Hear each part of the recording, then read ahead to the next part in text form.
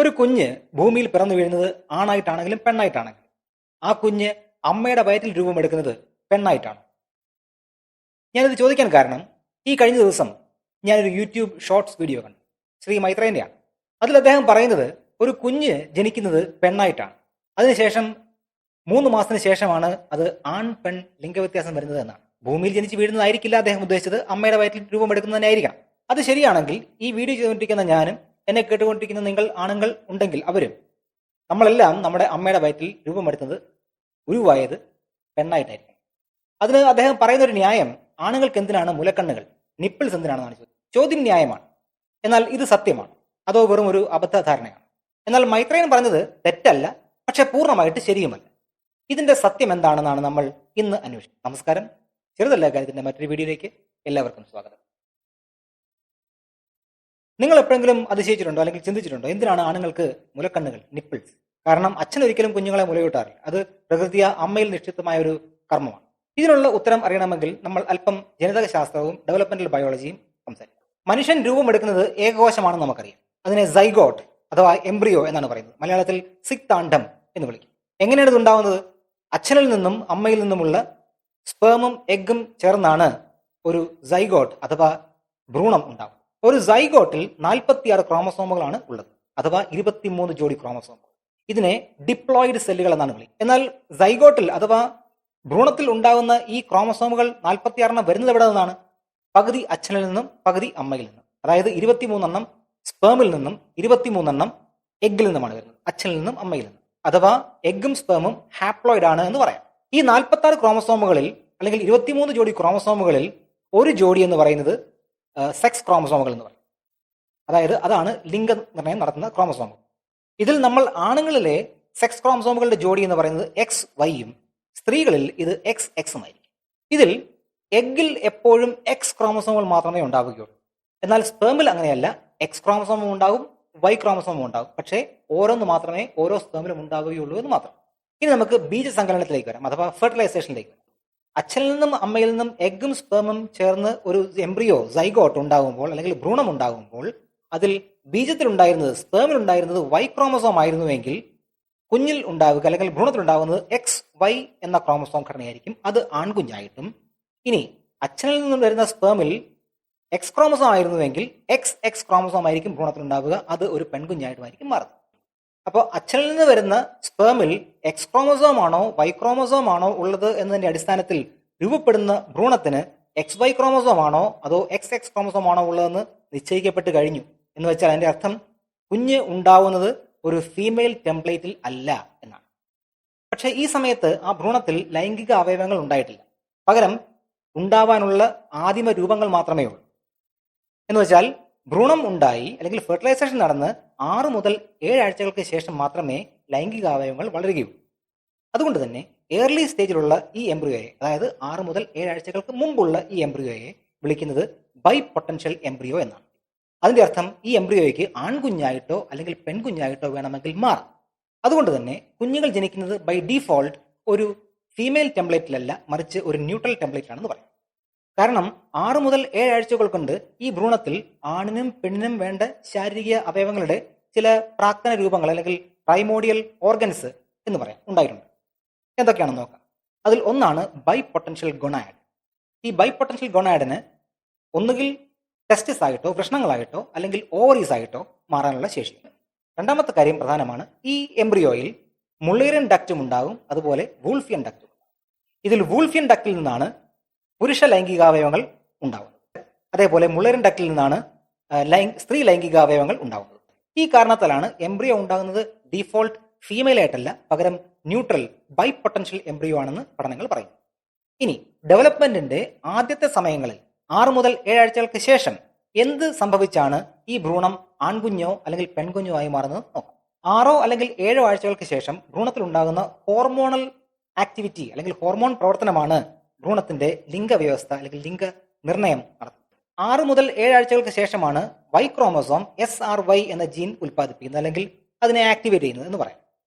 SRY gene activate ആകുന്നതോടുകൂടി ഭ്രൂണത്തിൽ വൃഷണങ്ങൾ അഥവാ ടെസ്റ്റിസ് development തുടങ്ങും. ടെസ്റ്റിസ് develop ചെയ്യാൻ തുടങ്ങി കഴിഞ്ഞാൽ അതോടുകൂടി ടെസ്റ്റോസ്റ്റിറോൺ എന്ന മെയിൽ ഹോർമോൺ ഉൽപ്പാദിപ്പിക്കും. ടെസ്റ്റോസ്റ്റിറോണിന്റെ ഉൽപാദനത്തോടുകൂടി വൂൾഫിയൻ ഡക്റ്റ് നിലനിൽക്കുകയും സാവകാശം ഇത് പുരുഷ ലൈംഗികാവയവങ്ങൾ രൂപപ്പെടുക്കാൻ തുടങ്ങും. അതോടൊപ്പം AMH ആന്റി മുള്ളറിൻ ഹോർമോൺ മുള്ളറിൻ ഡക്റ്റിന്റെ ദ്രവീകരണത്തിന് ഇടയാക്കുകയും ചെയ്യും. ഇങ്ങനെയാണ് ഒരു ഭ്രൂണം സാവകാശം ആൺകുഞ്ഞായി രൂപമാറ്റം സംഭവിക്കുന്നത്. ഇനി പെൺകുഞ്ഞാണെങ്കിലോ അവിടെ XX ക്രോമസോമാണുള്ളത്, XY അല്ല. ആദ്യകാലത്ത് ധരിച്ചിരുന്നത് Y ക്രോമസോമിന്റെ അഭാവത്തിൽ SRY ജീൻ പ്രൊഡ്യൂസ് ചെയ്യുകയില്ല, അതുകൊണ്ട് മെയിൽ ഹോർമോൺ ഉണ്ടാവുകയില്ല, സാവകാശം Y ക്രോമസോം ഇല്ലാത്ത XX ക്രോമസോം ഉള്ള ഭ്രൂണം ഒരു പെൺ ഭ്രൂണമായി മാറും. എന്ന് വെച്ചാൽ അതിന്റെ അർത്ഥം Y ക്രോമസോം ഉള്ളത് കൊണ്ടാണ് ആ ഭ്രൂണം ആൺകുഞ്ഞായി മാറിയത്. Y ക്രോമസോം ഇല്ലാത്ത XX ക്രോമസോം നാച്ചുറലി എന്തായി മാറും? ഒരു പെൺകുഞ്ഞായി മാറും, ഒരു പെൺ ഭ്രൂണമായി മാറും എന്നായിരുന്നു ധരിച്ചിരുന്നത്. ഈ ധാരണ ഉണ്ടായിരുന്നത് കൊണ്ടാണ് ഫീമെയിൽ ബൈ ഡിഫോൾട്ട് ടെംപ്ലേറ്റ് എന്ന് പറഞ്ഞുകൊണ്ടിരുന്നത്. എന്നാൽ ആധുനിക പഠനങ്ങൾ പറയുന്നത് അങ്ങനെയല്ല. ആധുനിക ശാസ്ത്രം പറയുന്നത് ഒരു ഭ്രൂണം പെൺകുഞ്ഞായി മാറുന്നത് ഒരു പാസീവ്, നിഷ്ക്രിയമായിട്ടുള്ള നാച്ചുറലി സംഭവിക്കുന്ന ഒരു സംഗതിയല്ല. നേരെ മറിച്ച് ജീനുകളും പ്രോട്ടീനുകളും അടങ്ങിയ ഒരു വലിയ സിഗ്നലിംഗ് സിസ്റ്റം തന്നെ അവിടെ വർക്ക് ചെയ്തെങ്കിൽ മാത്രമേ ഒരു ഭ്രൂണം പെൺ ഭ്രൂണമായി മാറുകയുള്ളൂ. ഉദാഹരണത്തിന് WNT, RSPO1, FOXL2, DAX1, beta കറ്റേനിൻ തുടങ്ങിയ പ്രോട്ടീനുകളുടെയും ജീനുകളുടെയും ഒരു തുടർച്ചയായ സിഗ്നലിംഗ് ഉള്ളതുകൊണ്ട് മാത്രമാണ് XX ക്രോമസോം ഉള്ള ഒരു ഭ്രൂണം പെൺ കുഞ്ഞായി മാറുകയുള്ളൂ. അല്ലാതെ Y ക്രോമസോം ഇല്ലാത്തത് കൊണ്ട് നാച്ചുറലി ആ ഭ്രൂണം പെണ്ണായി മാറുന്നതല്ല. എന്നാൽ വളർച്ചയുടെ 6 മുതൽ 7 ആഴ്ചയ്ക്കുള്ളിൽ തന്നെ, അതായത് ഹോർമോണുകൾ ഈ പ്രവർത്തനങ്ങൾ നടത്തി ആൺ പെൺ ലിംഗവ്യത്യാസം ഉണ്ടാകുന്നതിന് മുമ്പ് തന്നെ ആ ഭ്രൂണം വളർന്നു വരുമ്പോൾ ശരീരത്തിൽ ഉണ്ടായിരിക്കേണ്ട അത്യാവശ്യമായ എല്ലാ കോമൺ അവയവങ്ങളും അതിന്റെ രൂപഘടനകളും ഉണ്ടായി കഴിഞ്ഞിരിക്കുന്നു. അതിൽ മുലക്കണ്ണുകളും പെടും, അല്ലെങ്കിൽ നിപ്പിളുകളും പെടും. എന്നാൽ അതിൽ രസകരമായ കാര്യം, ആൺഭ്രൂണത്തിൽ ടെസ്റ്റോസ്റ്റിറോൺ ഉള്ളതുകൊണ്ട് പിന്നീട് ഈസ്ട്രജനോ അല്ലെങ്കിൽ പ്രൊജസ്ട്രോണോ ഉണ്ടാക്കപ്പെടുന്നില്ല. അതുകൊണ്ട് തന്നെ ആണുങ്ങൾക്ക് സ്ത്രീകളെ പോലെ ഈ നിപ്പിളിന് ചുറ്റും മാമറി ഗ്ലാൻഡുകളോ മാമറി ഗ്രന്ഥികളോ അല്ലെങ്കിൽ ലാക്ടേഷനോ ഉണ്ടാവുന്നില്ല. എന്നാൽ ആണുങ്ങളിൽ ഇതൊരു ഉപയോഗമില്ലാത്ത അവയവമായി നിലനിൽക്കുകയും ചെയ്യും. പുരുഷന്മാരിൽ ഉപയോഗമില്ലാത്ത നിപ്പിളുകൾ കാണപ്പെടുന്നു എന്നുള്ളത് മനുഷ്യന്റെ മാത്രം പ്രത്യേകതയല്ല.